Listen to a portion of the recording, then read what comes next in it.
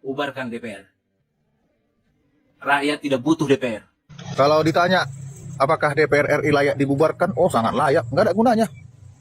Disitulah sarang penjahat itu. Nggak peduli aku. Apapun yang terjadi sama hidupku, nggak peduli aku. Bubarkan DPR itu. Aku paling depan nanti. Bubarkan DPR dan MPR dan turunkan Sri Mulyani. Udah sebel banget lihat para tikus got di negara ini. Lihat kelakuannya si kuya-kuya itu. Gemes banget, Mak. Sumpah. Ayo seluruh rakyat Indonesia kita bersatu mengambil puting, bersuara untuk menyatakan bahwa DPR ini harus dibubarkan di Indonesia ini. Kenapa? Karena mereka tidak berguna.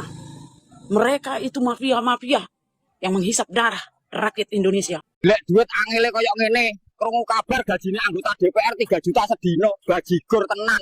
Kene sesasi kerja rantuk 3 juta. Rakyate apa-apa dipajeki, sing jarene wakil rakyat malah mundak gajine rakyate tetep ra obah, ramangan sip nasib.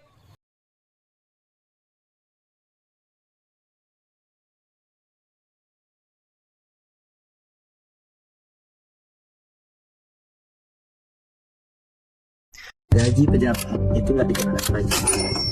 Jadi pejabat-pejabat itu nggak bayar pajak. Tidak hanya bupati itu, menteri-menteri, anggota dewan, Pak Prabowo sekalipun nggak bayar pajak dari penghasilan yang diterima dari APBN. Dan ini yang melukai dan menodai ketidakadilan itu. Nah, dalam perspektif ini kan kita butuh uang nih. Jadi kan pemerintah pikirnya nggak mau narikin pajak dari oligarki, orang-orang super kaya, ya udah potong aja anggaran. Itulah yang terjadi di Pati.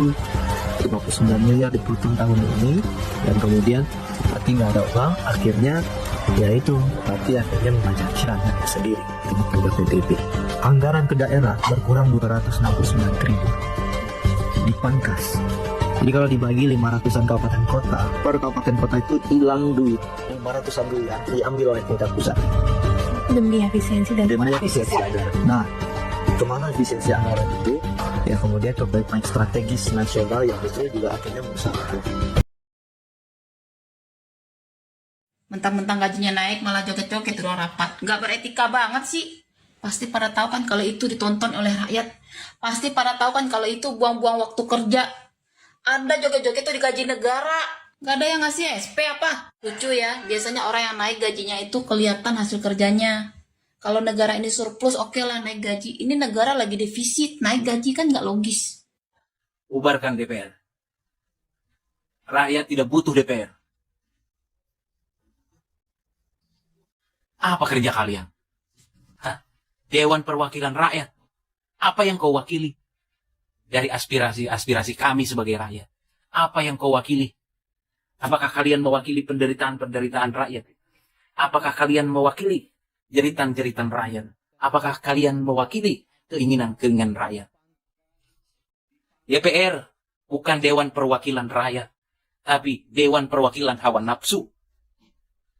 Kau makan gaji sekarang 3 juta sehari, 1 bulan 100 juta, bahkan bisa lebih kau dapatkan.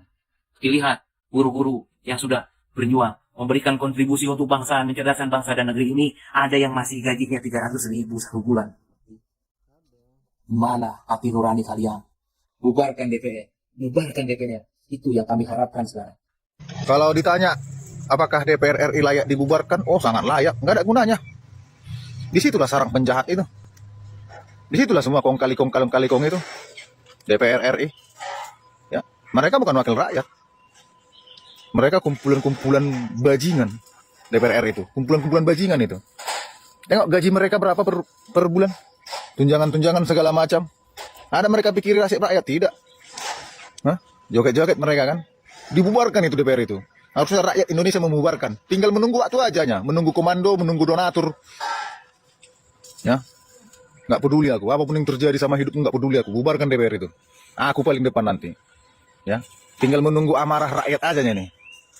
Pelan-pelan meledak. Ya, nggak ada lagi. Fungsi DPR itu untuk rakyat nggak ada lagi. Ya, mereka hanya membuat peraturan-peraturan, kebijakan-kebijakan yang menguntungkan mereka dan siapa yang memberi keuntungan kepada mereka. Ya, pejabat-pejabat pemerintah. Ya, itu aja. Rakyat nggak mereka pikiri. Mereka mendekati rakyat hanya masa-masa kampanye. Datanglah itu, masuk gorong-gorong lah itu mulut-mulut orang-orang yang di pasar lah ini, DPR bajingan ini. Ya, penuh kepalsuan semua. Jadi kalau ada anggota DPR datang ke tempat kita, ke dapilnya, masa-masa kampanye atau ketika dia ada perlu sesuatu, ludahi aja. Kalau aku nanti pasti keludahi. Nah, cakep. Ya.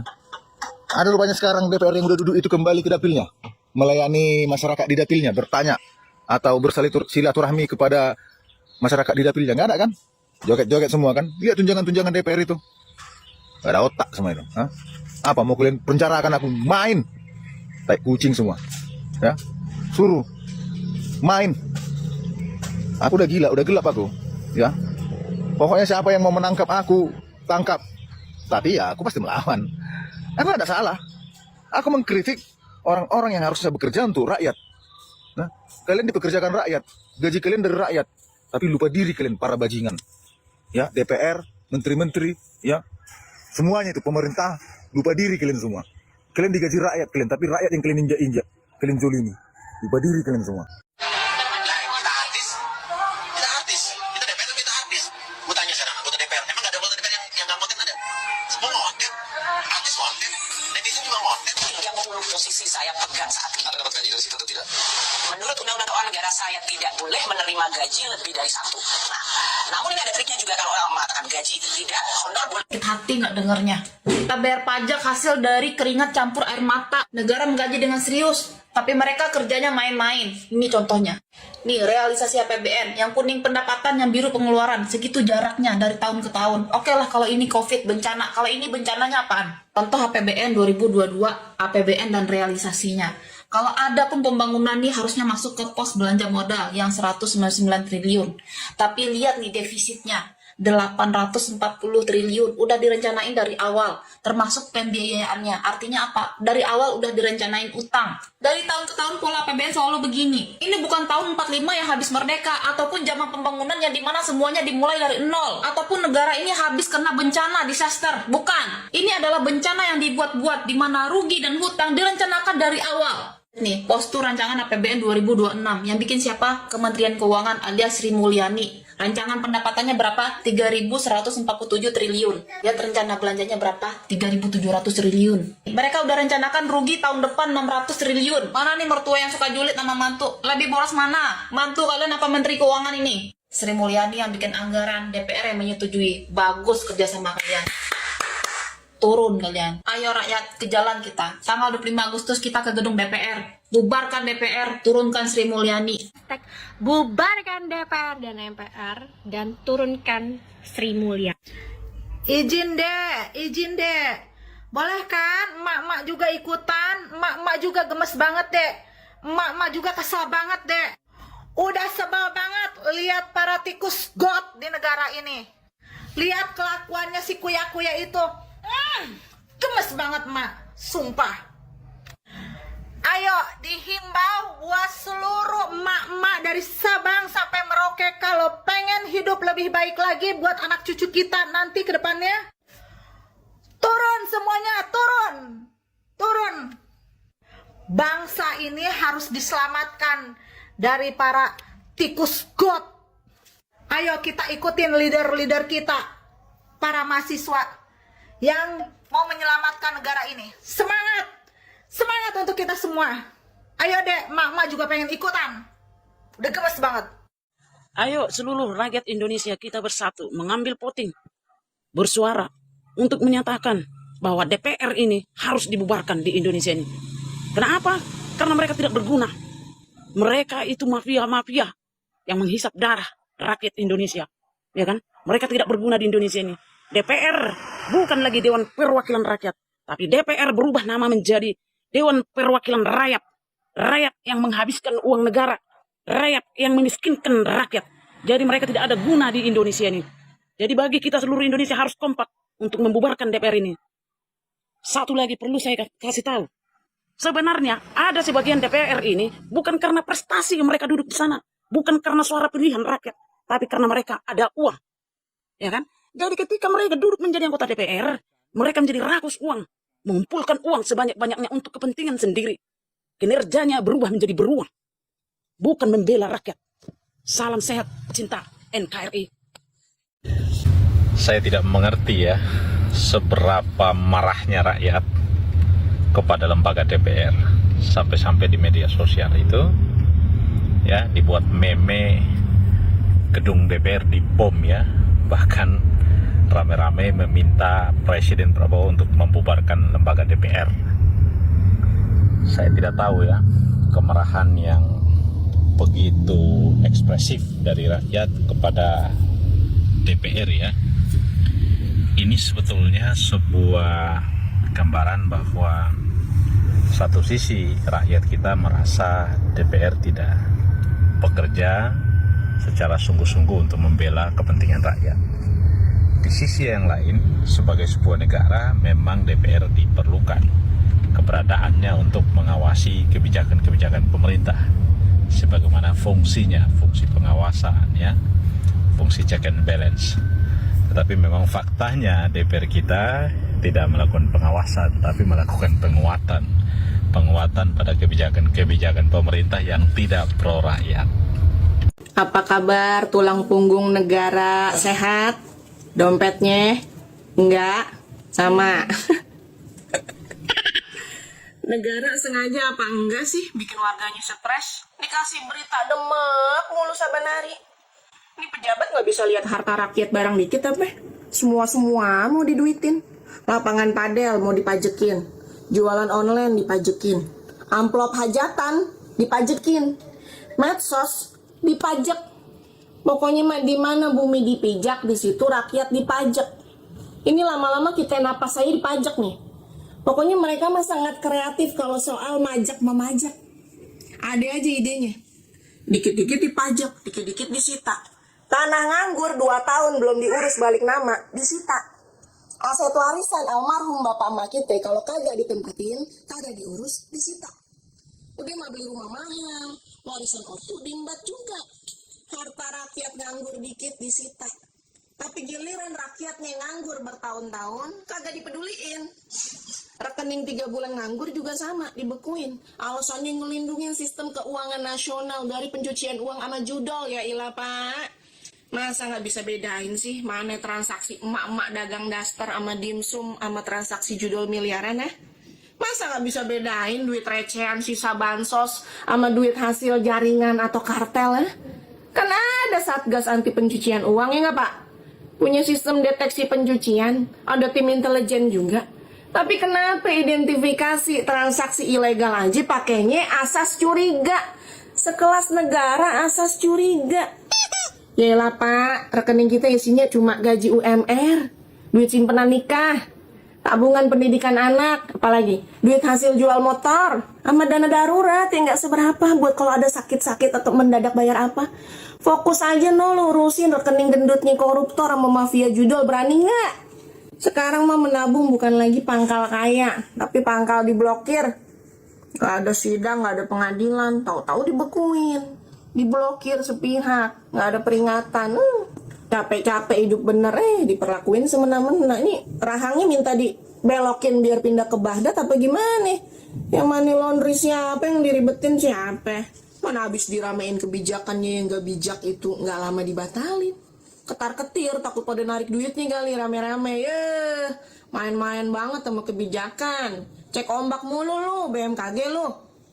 Yang nggak ngerugiin negara diblokir. Yang jelas-jelas ngerugiin, dibiarin. Dasar lu, kok bukan warteg. Katanya ini negara kaya, ditanam apa aja tumbuh subur, segala ada. Rakyatnya mau kudunya pada kaya-kaya. Tapi lihat noh, pada kaya kagak. Kaya raya kagak, kayak orang stres iya. Angka kemiskinan katanya menurun. Kesejahteraan kita katanya meningkat. Masa sih? Ternyata menurun bukan karena rakyatnya betulan jadi sejahtera guys, tapi karena garis kemiskinannya yang dinaikin angkanya dari segini jadi segini, dinaikin 13.000. Jadi lu baru disebut kismin kalau pengeluaran lu sehari 20.000.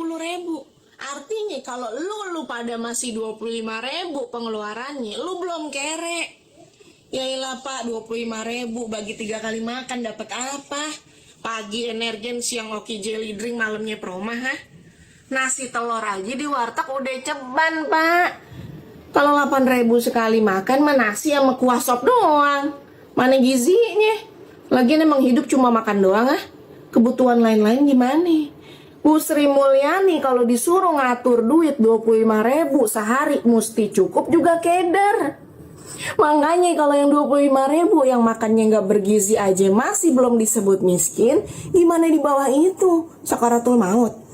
Di mana-mana kalau rakyatnya kismin, pemerintahnya ngebut Pak, bikin solusi, lapangan kerja ke, subsidi ke, jaminan sosial ke, pelatihan usaha ke.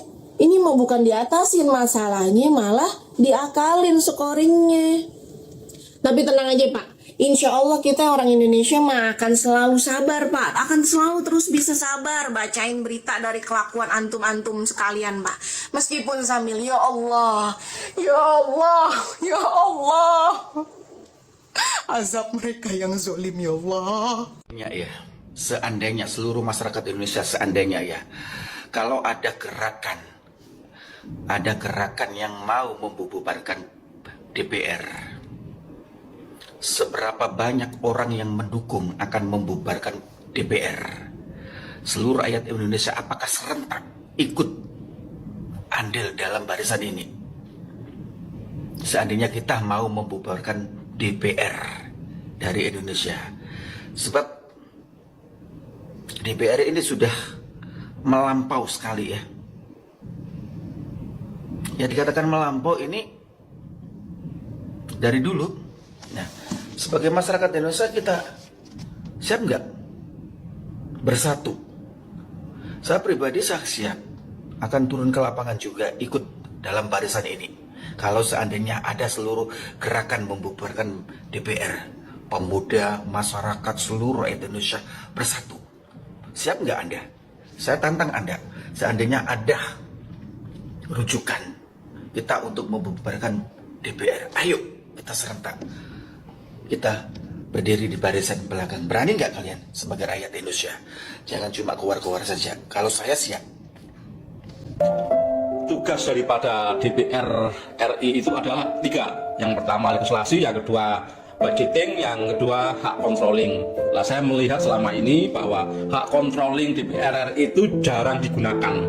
Ini menimbulkan pertanyaan besar. Karena apa? Selama rezim Jokowi memimpin 10 tahun ini ya, saya melihatnya korupsi di Indonesia itu jumlahnya kurang lebih sudah mencapai puluhan ribu triliun. Bayangkan puluhan ribu triliun. Dan adanya pengerusakan hukum secara brutal, sistematis, masif, dan terstruktur. Bayangkan ini. Seharusnya DPR RI ini berperan menggunakan hak controllingnya.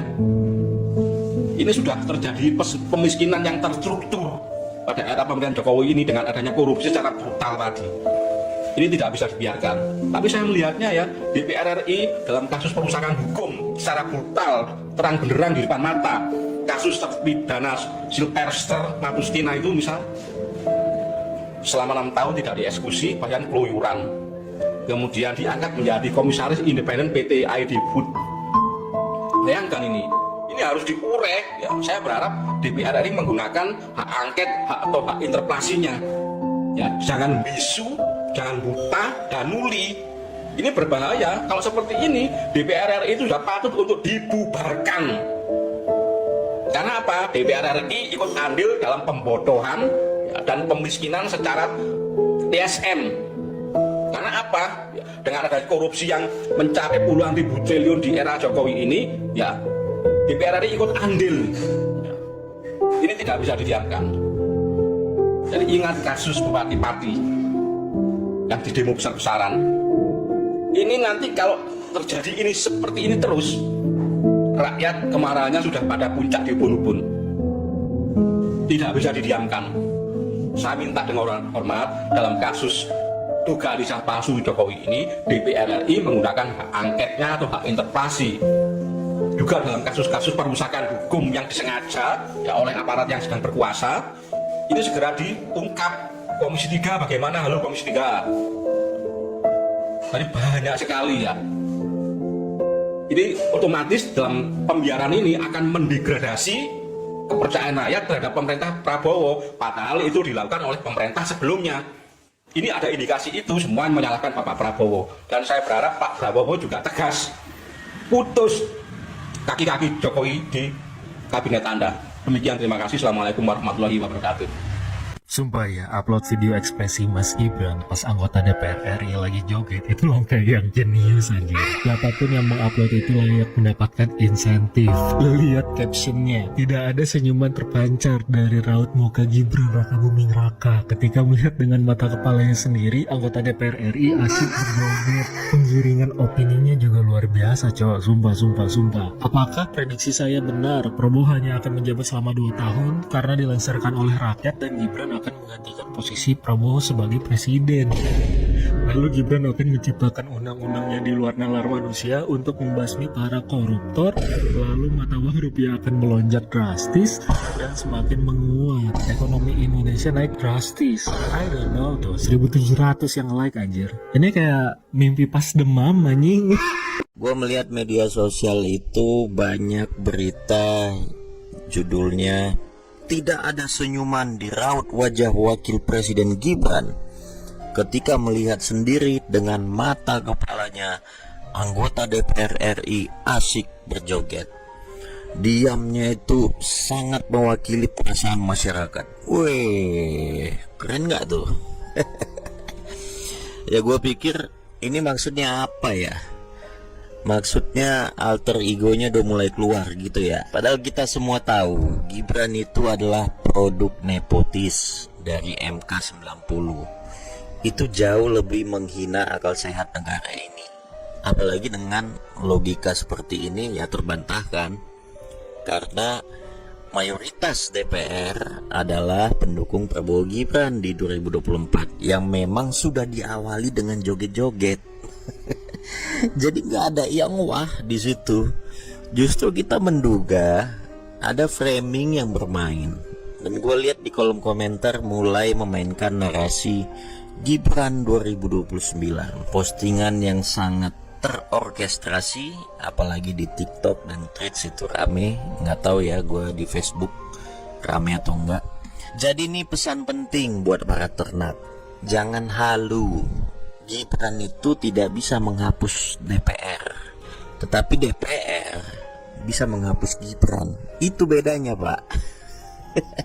Dan pesan juga nih buat Pak Prabowo untuk lebih berhati-hati. Gua kira beliau mengamati semua gerak-gerik ini, pastinya masih diam dan menunggu momentum bahwa memang ada kanker di dalam kabinet yang harus segera dicabut dari akar-akarnya. Gua mulai melihat tekanan publik itu sudah agak lumayan, yang memang diawali dari kejadian di Pati, bendera Jolly Rogers. Jangan sampai dimanfaatkan oleh kepentingan tertentu yang ujungnya salah sasaran.